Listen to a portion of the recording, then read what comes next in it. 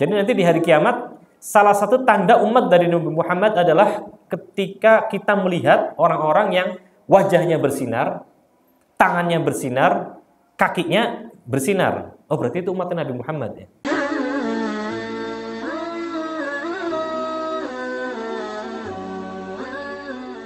Assalamualaikum warahmatullahi wabarakatuh. Bismillahirrahmanirrahim. Alhamdulillahi rabbil alamin. Nahmaduhu wa nasta'inuhu wa nastaghfiruh.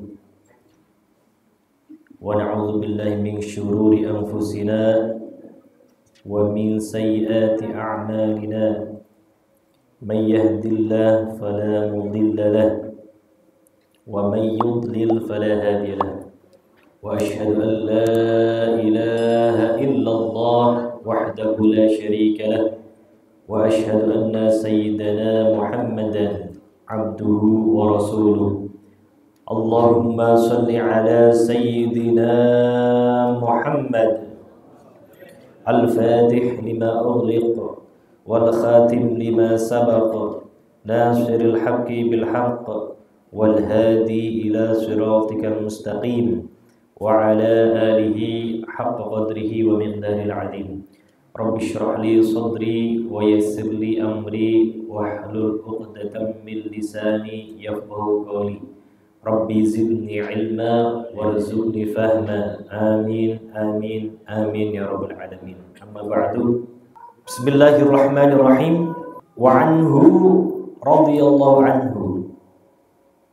Wa anhu, dan juga hadis diriwayatkan oleh Jabir bin Abdullah radhiyallahu anhu. Qala, berkata, kana, ada siapa an-nabiyyu, Nabi Muhammad sallallahu alaihi wasallam, idza tawaddaa, jika wudu, siapa Nabi, jika Nabi wudu, itu ada rol memutarkan atau membasuh al-ma'a, akan air, ala mirfaqaihi, atas kedua sikunya Nabi. Siku tahu ya, yang buat ngikut ya. Akhrajahu, mengeluarkan akan hadis siapa ad-Daruqutni, Imam Daruqutni, bi isnadin dhaifin, dengan sanad yang dhaif. Jadi ini masih menjelaskan tentang sifatnya wudu Nabi Muhammad SAW. Bagaimana sih Nabi ketika wudu ya? Bagaimana sih wudu yang sempurna sesuai dengan Nabi? Jadi Nabi ketika wudu itu membasuh kedua sikunya. Dalam rukun wudu, rukun membasuh tangan itu aslinya yang namanya tangan ya. Menurut pendapat yang ashah, itu dari ujung jari sampai sebelum siku ya. Aslinya yang namanya tangan. Jadi tangan yang dibasuh itu jari, dari ujung jari sampai sebelum siku. Nah, tapi siku itu wajib dibasuh. Jadi dalam bahasa Arab kalau diucapkan kata tangan itu ada perbedaan pendapat. Ada yang mengatakan cuma sampai sini, ada yang mengatakan cuma sampai sini, ada yang mengatakan sampai sini ya. Itu namanya tangan. Tapi yang ashah itu menurut Syafi'iyah ya, itu dari ujung, yang tangan yang harus dibasuh ya, dari ujung jari sampai sebelum siku. Tapi dalam bahasa Arab itu ada kaidah ma la yatimmul wajib illa bihi fahuwa wajib. Artinya apa? Satu kewajiban yang tidak bisa sempurna dengan sesuatu, saya contohkan A, B ya. A tidak akan sempurna kecuali dengan menyertakan B. Aslinya yang wajib cuma A. Tapi A tidak bisa terpenuhi dengan sempurna kalau tidak menyertakan B. Maka B ikut jadi wajib. Jadi mala yatimmu, sesuatu yang tidak sempurna yaitu A tadi, illa bihi, kecuali dengan B, fahuwa wajib. Maka B tadi itu wajib. Saya aplikasikan ke membasuh tangan tadi. Tangan tadi yang saya sebutkan dari ujung jari sampai sebelum siku. Nah, kalau membasuh pas banget, nih, dipas nih, di garis nih, basuh siku, basuh tangan ya, nggak memasukkan siku, itu nggak bisa, nggak bisa semua tangan terbasuh kecuali dengan membasuh siku. Ya. Oleh karena itu siku wajib dalam rukun membasuh tangan, wajib diikutkan. Makanya di sini ada romir faqaihi, Rasulullah itu membasuh kedua sikunya. Nah, namun ada hadis sebelum ini ya, kalau salah atau hadis yang lain itu menyebutkan yang lebih afdol ketika kita membasuh tangan ya sampai sini ya. Kalau sampai sini kan berarti kan sikunya ikut kena. Jadi semua tangan sampai sini ya, itu kena semua. Tapi maaf kalau di kampung-kampung ya, maaf ya. Kalau di tempat saya masih tapi sekarang sih sudah dipisah khusus ya. Kadang itu di beberapa mushola itu masih terbuka. Kadang itu nyampur ya, yang namanya di kampung itu. Jadi ibu-ibu itu wudunya di situ kelihatan ya. Nah, berarti kan membuka aurat.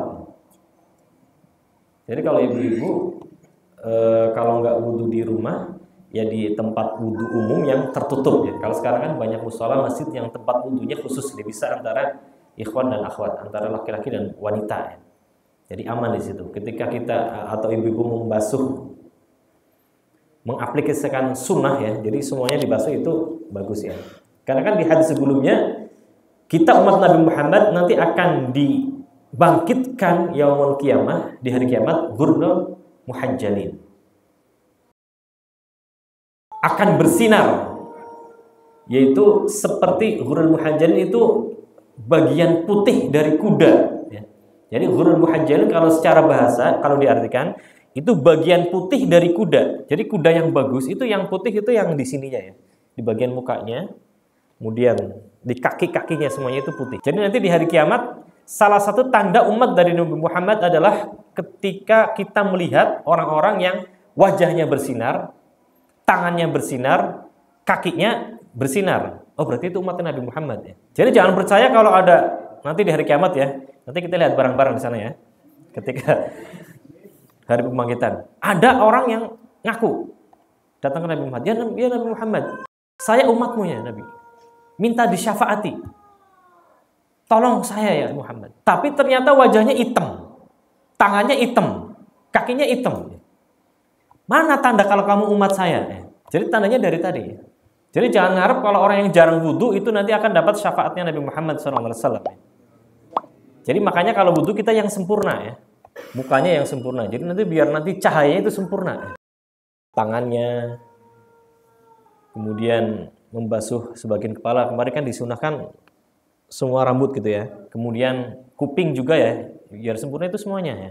Jadi kalau yang gini doang, nanti cahayanya cuma segini doang ya. Cuma titik doang ya. Kadang kan ada yang cepet-cepet gini ya. Cuma dipegang doang gini nih.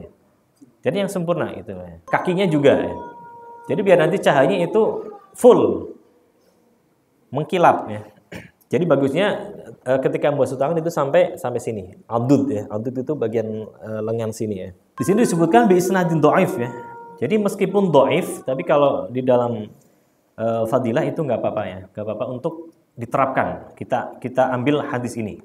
Wa an Abi Hurairah, dan dari Abu Hurairah radhiyallahu anhu, qala, beliau berkata, qala, bersabda siapa Rasulullah sallallahu alaihi wasallam, la wudu'a, tidak ada wudu. Nanti dijelaskan maksudnya apa. Liman, bagi orang, lam yadhkur, yang tidak menyebut, yang tidak melafadzkan ismallahi, akan nama Allah, alaihi, atas man. Akhrajahu mengeluarkan atau meriwayatkan akan hadis siapa Ahmad, Imam Ahmad, Abu Dawud, wa Ibnu Majah bi isnadin dhaif, dengan sanad yang dhaif. Wal Tirmizi, dan itu untuk Imam Tirmizi, an Sa'id bin Zaidin, yaitu riwayat dari atau sanad dari Sa'id bin Zaid, wa Abi Sa'id, dan Abi Sa'id nahwuhu, sama seperti yang sebelumnya.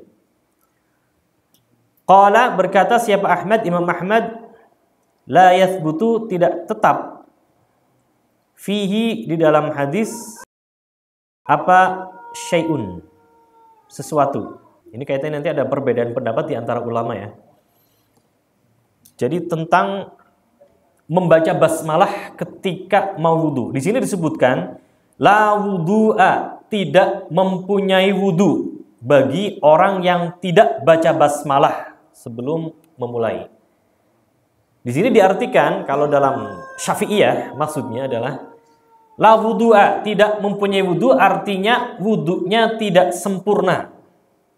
Jadi kalau orang wudu sebelumnya tidak diawali dengan membaca basmalah, maka wudunya kurang sempurna, pahalanya kurang full. Makanya dalam Syafi'iyah itu dikatakan, di situ pendapatnya basmalah di dalam wudu hukumnya sunnah ya, untuk menyempurnakan dari wudu.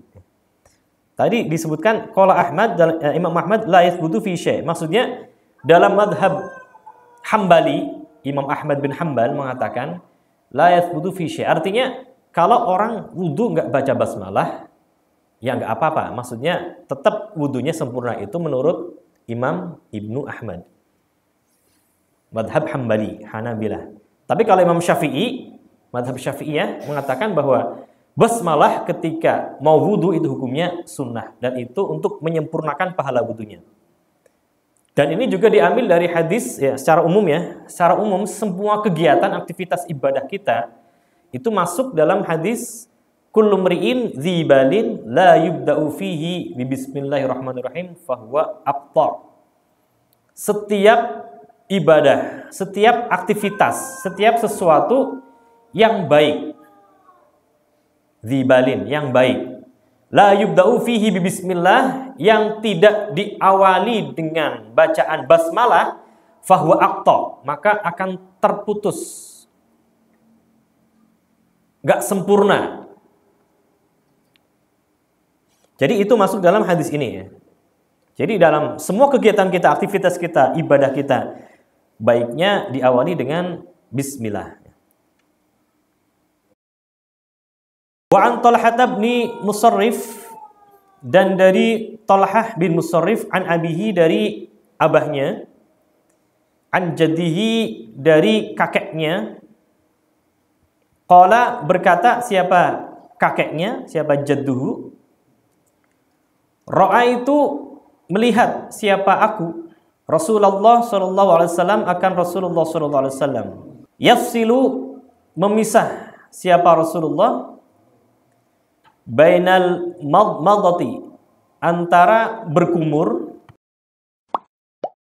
wal istinsyaqi, dan menghirup air lewat hidung. Akhrajahu, mengeluarkan akan hadis atau meriwayatkan akan hadis siapa Abu Dawud, Imam Abu Dawud, bi isnadin, dengan sanad dhaifin, yang dhaif. Jadi pada hadis sebelumnya juga sudah disebutkan ya mengenai kesunahan untuk berwudu dan istinsyak. Berkumur ya, berkumur dalam wudu dan istinsyak. Nah, untuk caranya di sini ada beberapa cara ya. Kalau dalam hadis ini disebutkan ketika kita mengambil air untuk wudu dan istinsyak itu dipisah. Maksudnya gimana? Kita ambil air kumur-kumur 3 kali ya. Nah, kemudian setelah itu ambil air lagi untuk membasuh hidung. Jadi bukan cuma ditempel gini ya. Sebelumnya sudah dijelaskan sama Syekh ya. Jadi menghirup hidung atau membasuh hidung itu bukan cuma nempelin terus gini ya. Kan biasanya gini ya. Cuma diginiin doang ya. Tapi kita ambil air bisa gini ya. Ini ada airnya. dihirup. Tapi jangan sampai dalam-dalam, ntar masuk sakit ya. Jadi dihirup sampai batas inilah ya. Jadi semua rongga hidung itu, bukan rongga semua ya, lubang hidung itu kena air ya. Setelah itu disemprotkan ya. Maaf, gitu ya. Jadi biar virus-virus itu, corona, sebagainya ya, itu keluar semua. Setan-setan yang ada di sini keluar ya. Nah itu caranya tadi, dipisah. Wudu dulu, kumur dulu ya, 3 kali, kemudian baru istinsyak ya. Tapi dalam mazhab Syafi'iyah, yang bagus ya, itu dikumpulkan. Di hadis yang lain juga disebutkan, mengumpulkan antara kumur dengan istinsyak. Contohnya gini, kita ngambil air ya. Kumur, satu ambilan itu untuk kumur dan istinsyak ya. Kumur, jangan dihabisin ya. Kumur, semprotkan, kemudian istinsyak. Kemudian ngambil 3 kali. Jadi ada 3 cara ya. Pertama tadi, mengumpulkan antara kumur dengan istinsyak dengan satu ambilan. Kemudian diulangi 3 kali. Jadi ngambil, kemudian kumur, semprotkan, kemudian istinsyak, gitu ya. Ngambil lagi sampai 3 kali. Itu cara yang pertama. Cara yang kedua, tadi memisah antara kumur dengan istinsyak. Ngambil kumur 3 kali, kemudian istinsyak. Cara yang ketiga itu mengumpulkan semua dalam satu ambilan air, dalam satu cawukan ya, kalau di air yang kolam, di kolam ya. Tapi kalau di keran ngambil, kemudian untuk kumur sama istinsyak itu 3 kali. Ngambil kumur. Jadi masih banyak di sininya. Ngambilnya banyak ya. Satu ambilan untuk kumur 3 kali plus istinsyak 3 kali. Itu jadi 3 cara ya. Yang baik, yang masyhur itu yang tadi. Ngambil kumur untuk istinsyak, kemudian diulangi 3 kali. Tapi semuanya boleh ya. Ada hadisnya. Jadi kumur-kumur. Jadi biar kotoran yang ada di mulut, sisa makan yang ada di mulut itu bisa keluar ya. Maksudnya ketika pas sholat, jangan sampai ada sisa makanan yang nyangkut kemudian pas lagi sholat itu keluar. Karena sekecil apapun, kalau dalam sholat ada makanan, maaf ya, makanan yang nyangkut ya, di gigi misalkan, kemudian di awal-awal keluar ya, kemudian ditelan, sholatnya batal ya. Terus gimana kalau misalkan sudah terlanjur gitu? Kalaupun dilepehkan, maaf ya, gitu ya, misalkan ya, maaf ya. Itu juga bisa batal. Kenapa? Karena mengeluarkan suara lebih dari 2 huruf ya. Yang bagus gimana? Ya ambil ini apa namanya? Dilap. Gitu ya. Atau gimana? Yang penting jangan ditelan ya. Tapi kalau di mulut nggak ditelan kan susah bacanya ya. Bacaannya susah. Soalnya kalau bacaan rukun qauliyah, rukun yang harus diucapkan itu kan harus terdengar ya. Bacaan Fatihah itu kita harus dengar. Jadi nggak sah kalau orang baca Fatihah cuma di hati ya. Atau cuma umas-umis doang ya. Cuma komat kamit doang ya, nggak ada suaranya. Jadi minimal kita dengar suara kita. Rukun qauliyah, Fatihah, kemudian takbir ya. Takbir rukun qauliyah, takbiratul ihram maksudnya. Kemudian bacaan tahiyat ya, itu harus terdengar. Nah, kalau ada makanan kemudian kita ngeluarinnya susah, gimana ya? Makanya ketika wudu itu dibersihkan ya. Makanya kan ada sunnah siwak ya. Atau sikat gigi lah ya sebelum sholat itu. Sebelum wudu sikat gigi dulu atau siwakan dulu. Itu tujuannya tadi untuk membersihkan mulut, membersihkan sisa makanan kalau ada ya, dan biar wangi ya. Jadi kalau wangi kan sampingnya itu enak ya. Karena kita kan nggak khusyuk kalau lagi sholat, sampingnya itu, waduh baunya ya. Karena kalau orang yang punya sakit gigi misalnya, giginya bolong itu, kalau ngomong kadang itu bau gitu ya. Nah untuk meminimalisir ya, itu siwakan dulu atau sikat gigi dulu ya. Biar yang sampingnya nggak keganggu ya. Karena makruh ya. Kalau kita pas sholat mengeluarkan bau yang nggak sedap, itu mengganggu temannya. Makruh makanya. Makanya kan dimakruhkan makan makanan yang baunya menyengat ya, kayak zengkol ya, kemudian kancing levis, fete, wala alihi wa sahbihi ajmain ya. Pas sudah selesai dia balik, tar dulu, jangan sholat dulu. Kenapa ya Rasulullah? Balik lagi, sempurnakan wudhumu. Jadi jangan sampai ada bagian yang tidak terbasuh.